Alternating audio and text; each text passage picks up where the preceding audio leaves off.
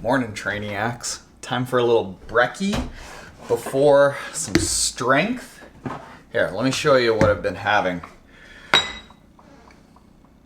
Basically just for the last few days. This isn't an all the time kind of thing. So just to get something in my stomach before the light morning workouts that I've been doing in the off season. A little bit of decaf coffee, trying to get off the caffeine, but I still like my coffee. And then I flavor that up with this. This is the Ancient Nutrition Bone Broth Protein. The peanut butter flavor is delicious. Holy smokes. I pay for this. Like, they aren't paying me to say that. Love it. Bone broth is really, really good for the stomach, and it's just good absorbable source of protein. And then I have a couple scoops of sun butter. Nothing super specific about that, just that without me doing really any intense training right now, there's not a lot of reason to have carbs. I mean, I still have some throughout the day, have my fruit, have some carbs at dinner, but fueling workouts with carbs, not totally necessary. Gracie, what are you eating? Labs, right? Yeah, the yard is not food. Butter. So, a little bit of just protein to make sure that I'm sparing muscle when I do these light workouts in the morning, and then a little bit of fat just to settle my stomach. Something that is a lot more specific is we're gonna go out there and do a big, serious strength workout, and after that, I'll explain how you should change how you approach strength training versus swim, bike, run training in this time of like fall, off-season, base building season. We're talking Northern Hemisphere, October to early January. We're gonna lift hard. I'm a big fan of peanut butter.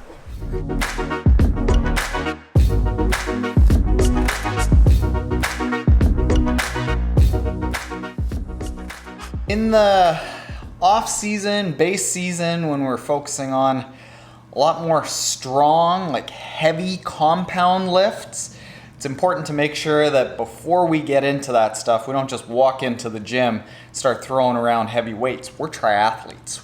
We're not good at throwing around heavy weights. So we gotta make sure that our blood flow is really ship shape. So we can just do a little bit of foam rolling. Oh, so many speed bumps in my back. Ooh. And then getting into a little bit of weight-bearing exercises to actually start priming the muscles to carry some of the heavy weight that we're gonna do back there later. It's good, but not looking at really just tiring out the muscles, more just activating them, making sure that they're awake. So right now, I am focusing on activating the glutes, the side bum, my badonkadonk. And then I'll often pair this with some sort of like a box step up to get that linear movement. So the side that we just did with the kettlebell warms up the side, lateral, and then this is a little bit more linear, front and back. We're about to get into it.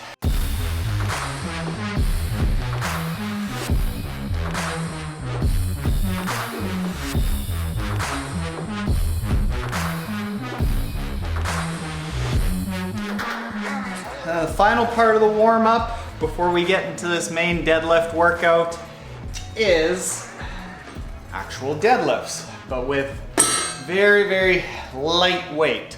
All the way up, all the way down, making sure that our body is ready to move. Heavy weight right there. Let's do that right away. All right, so the main part of this workout is this. It's 3 or 4 sets of anywhere from 1 to 5 reps with a really heavy, challenging weight of hex bar deadlifts, ideally. Ideally hex bar, but if all you've got is a regular bar, that's totally okay. And then here's the big thing that makes this really, really good for triathletes who don't want to put on weight, but want to build power so that we have a better power to weight ratio. You lift the weight, drop it. Now, I know all the weightlifters out there are gonna say, hey, Taren, you're missing out on some core benefits by using that weightlifting belt. You're missing out on some mass building benefits by not lowering the weight in a controlled fashion. We're not weightlifters, we're triathletes. So that lowering ends up putting on weight. So even if we are getting stronger, we might not get any faster swimming, biking, and running because our strength to weight ratio isn't improving. And we're also triathletes. We aren't really good weightlifters, so everything that we can do like this that avoids any chance of injury is gonna be good. Yeah, I admit that I give up a little bit with this and with dropping the weight, but it makes it really good for what us triathletes do. And then here's the big thing that makes this beneficial. After doing those ups and drops, you wait 30 seconds and then you do 5 max jumps onto a really high box or just kind of out of the hole jumping up. And that is called post-activation potentiation, which is actually going to make you stronger than if you had just done the lift. It's time. Let's get that music cranked up.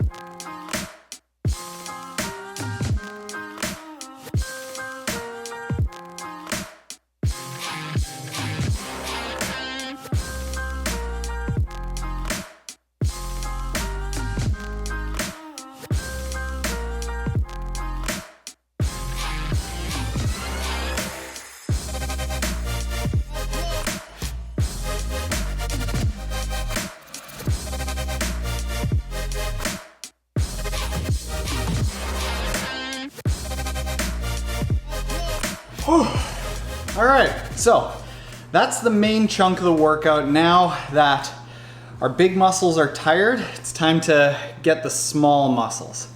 And there's lots of options to do this. I just like to do 2 exercises, like to go up against a wall and press out, which is really tough when you're tired.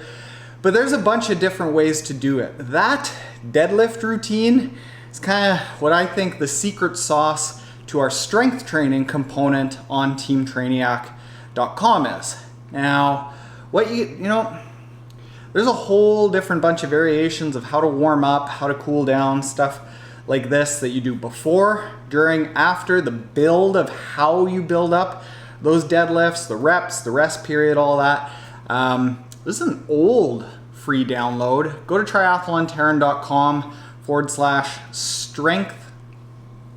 triathlontaren.com/strength routine, and you can get that full workout. Let me finish this up and then I'll explain why we do that now in the season and not later. That's secret sauce number 2. That's the zhuzh, the extra zhuzh on top. No more. No more. No more. No. I am done like dinner on that. You have had a fluff there. All right, so that whole strength routine, like I said, you can get that at triathlontaren.com/strength routine. That's also built in automatically to all the athletes on teamtrainiac.com and will prompt you for when to do this throughout the season. Now that part, like that, when you do it throughout the season is really critical.